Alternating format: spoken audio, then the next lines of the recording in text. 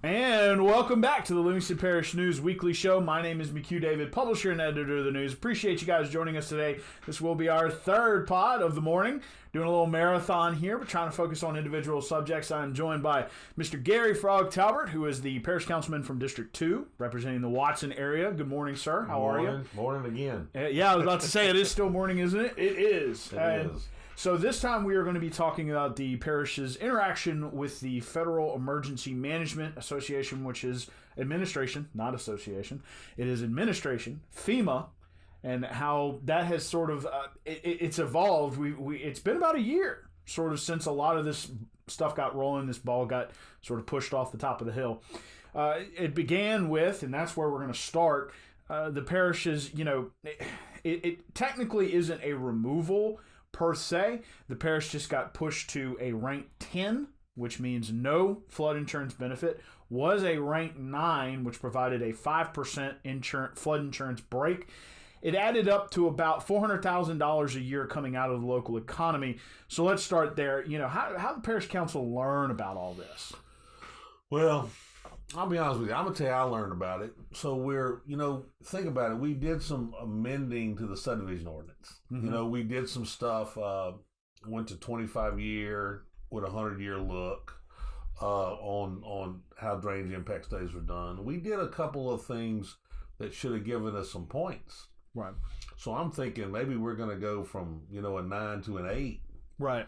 And I made mention of that to somebody who was in the know, and they like, shoot, we getting ready to get kicked out. What do you mean? We're not going to get a better rate. We're getting ready to be out of the system. And I said, what do you mean out of the system? So, well, we didn't exactly do things right, in the flood of 2016. So we're out. Mm-hmm. So, I was concerned about that, but, we got a letter, which, the parish president finally shared with the council at some point in time, that talked about, why. And then later on, we got a letter that, kind of identified some corrective actions that we needed to take. Basically, on the corrective action letter, I think we've missed about every deadline that was set forth in that letter, as I read it the other day again. But, there's some things that we need to do. There's some things we need to do as a parish. We need to put forth an ordinance about how substantially damaged properties are determined. The administration sent us one. I don't think the council's really happy about it. I don't think they're happy about the fact that it's been moved out of the permit office into the Livingston Office of Homeland Security and Preparedness. I think that they feel like that the permit office where it belongs. And so, in reading FEMA guidelines and looking at different things, the council sent that ordinance and handbook to the ordinance committee for, work. Now, we had a little administrative, a little hierarchy struggle on the council. We're a little late in getting a chairman elected and appointing board members, but I think the committee's now put in place.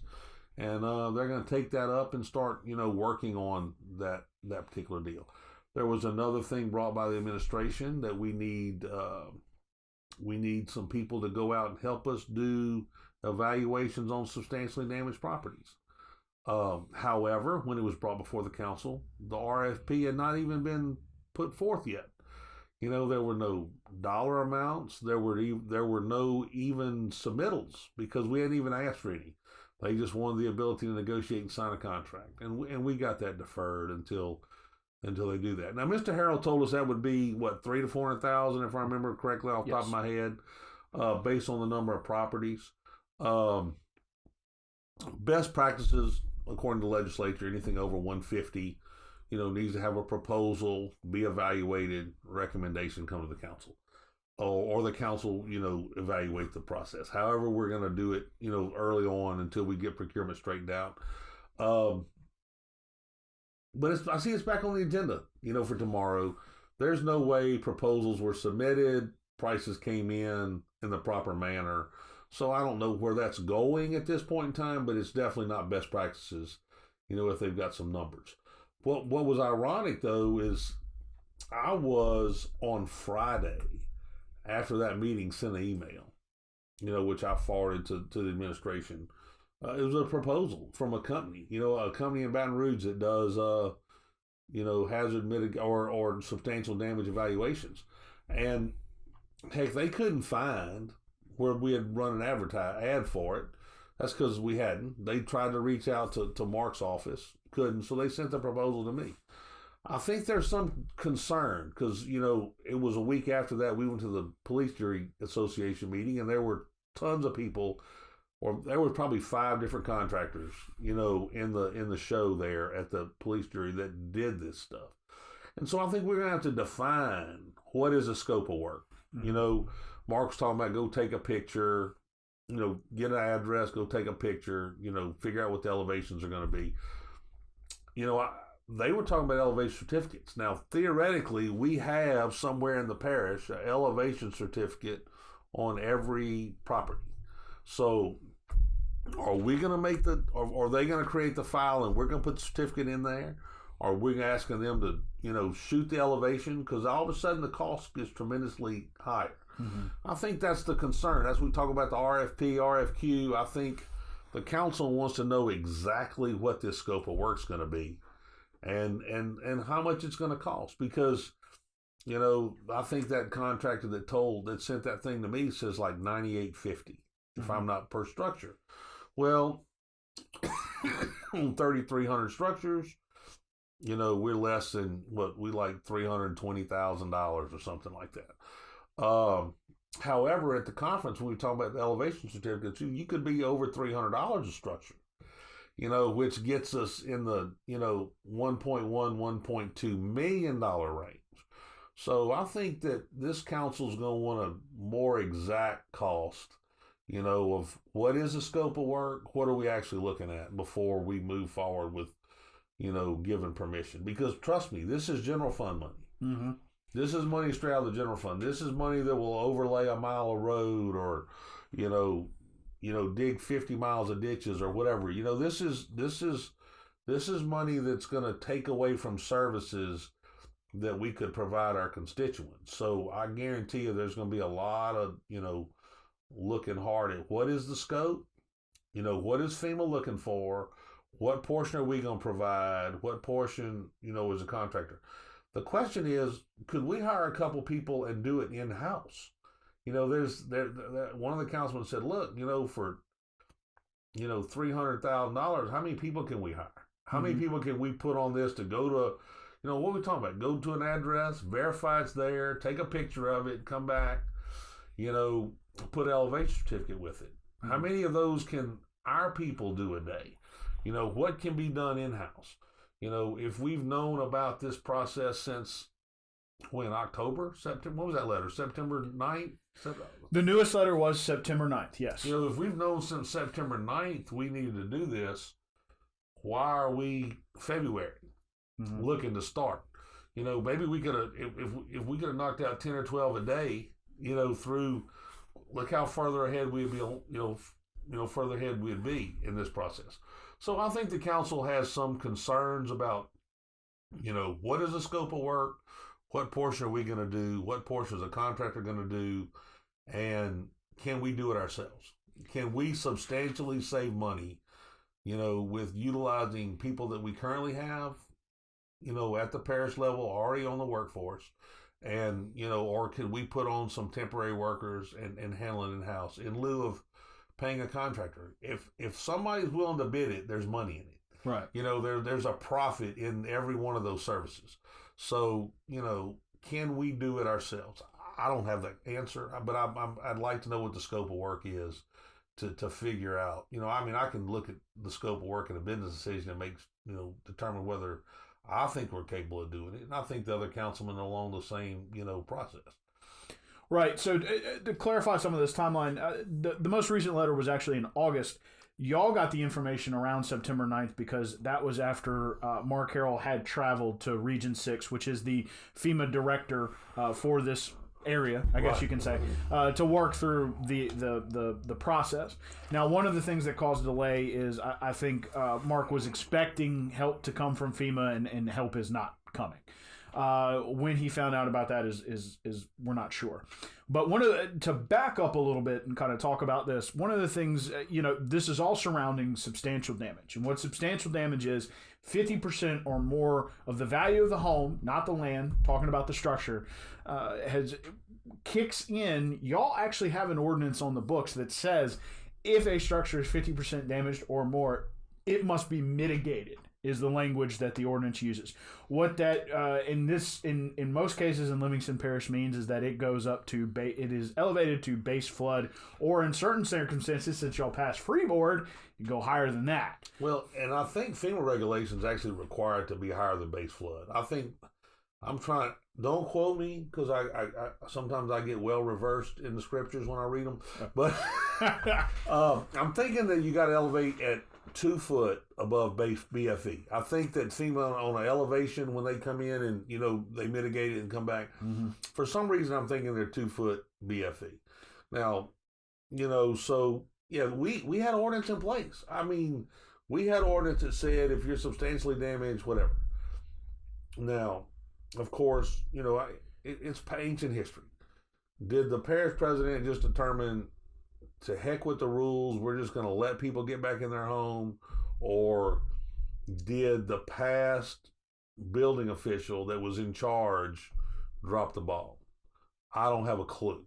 I know initially what I was led to believe was that, the building official said he had it under control and then didn't. However, in looking at some speeches later on, it was like, we made a decision to protect our people. So it's kind of like, we had ordinance and we thumbed our nose at the council and the ordinance and FEMA and whatever, and just did what we wanted to do. Mm-hmm. Now the people of our parish are suffering from it. Think about it. I think I lost 5% discount on my homeowner's insurance. My flood insurance. That probably cost me $70, mm-hmm. At my renewal. How long is it going to take us to get back into the system? We're already missing deadlines now. For us to get back in, and then once we're in, we got to start trying to work down those discounts. It's cost the people of this parish a ton of money. Now the substantially damaged affects special hazard flood zones. Mm-hmm. However, if you had flood insurance outside a special hazard flood zone, you're still getting dinged. You still lost a discount unless you live inside the city limits of Denham Springs or the city limits of Walker. Right. So, getting kicked out, again, when you're talking about that discount, it's just $70 for you, but when you spread that out over a whole economy, and now you're talking about multi-year deal, before you get back in the CRS, it starts to cost a lot of money that could be potentially going into small businesses, large businesses, and tax base. So, there was there have been issues, as you said, at local speeches where both Mark Harrell and Leighton said we did what we had to do when we had to do it. At the time, FEMA did offer on-the-ground help to help do those substantial damage determinations, to help the local governments work through it. Denham took the help, Walker took the help, Parish did not. Right. We just said we had it under control. And the shame of it is, and this is, we talked earlier about the learning curve. We had all been elected. We were 8 months in to our term when the flood happened, and let's see, Tracy's house flooded, John's house flooded, Bubba's house flooded, my house flooded, my business flooded. I think some of John's car washes flooded. So darn near half the council had personal, things that they had to address, just like their constituents do. So it was a tough deal, all the way around. And so, yeah, when the administration calls us and tells us what the plan is, we're like, oh, that's great. You know what I'm saying? And then FEMA or the Corps came and I forget who took over our council chamber. So what did we miss? 2 meetings during that process? So, look, there's a lot of stuff that happened that probably shouldn't have happened. Mm-hmm. But I'm not going to, it's over with. That's water on the bridge. We need to be sure that whatever actions we take from this time forward, or what we need to put in place to make sure it happens, right next time, if there's a next time. But who knows? But there are concerns about like the substantial damage ordinance as it's written. Substantial damage can happen anytime. Mm-hmm. Substantial damage is something that occurs. A house fire can create substantial damage. A tornado, an isolated event can create substantial damage and not become an emergency. Right. So we're going to write this ordinance so that if it's an emergency, one agency handles it. And if it's not an emergency, the other agency handles it. Which makes no sense to me. Right. Because substantial damage is something that can happen any day of the week. Straight line winds can tear somebody's roof off or make a tree fall in a house and can make it become substantial damage. Mm-hmm. The same group that needs to mitigate that or make that determination in a non-emergency is the same group that's capable of making that determination if there's an emergency. And I think that's some of the concern that the council has.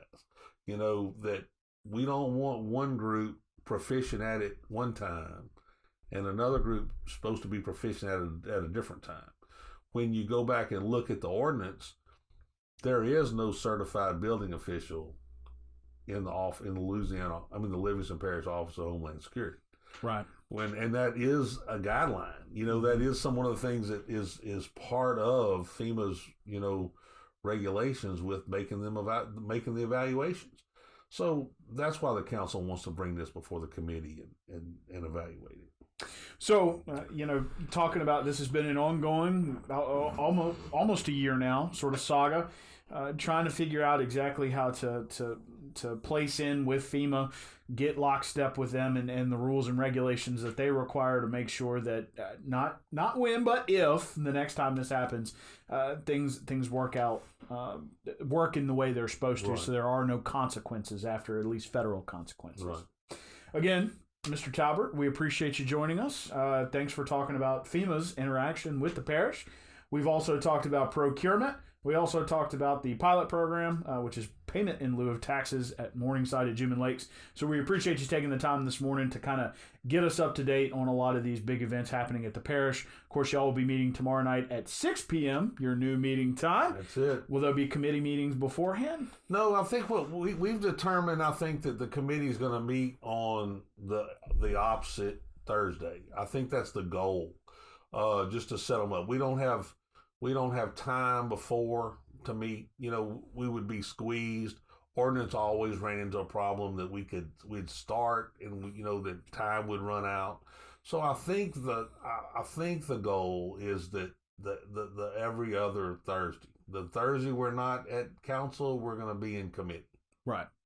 So we'll be alternating Thursday. So we're going to have parish council all day, every day, every Thursday.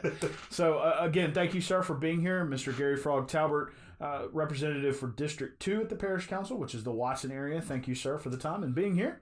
Appreciate the invite. Yes, sir. And again, he and I discussed procurement and Morningside at Juban Lakes. Please check that out. www.livingstonparishnews.com/podcast. We are also on podcast platforms. We're on Google Play, Spotify, and Apple Podcasts if you want to check us out there. My name is McHugh David, publisher and editor of the news. Appreciate y'all joining us. Please keep an eye on our website as we come out with more stories about Livingston Parish, and we hope you have a great day.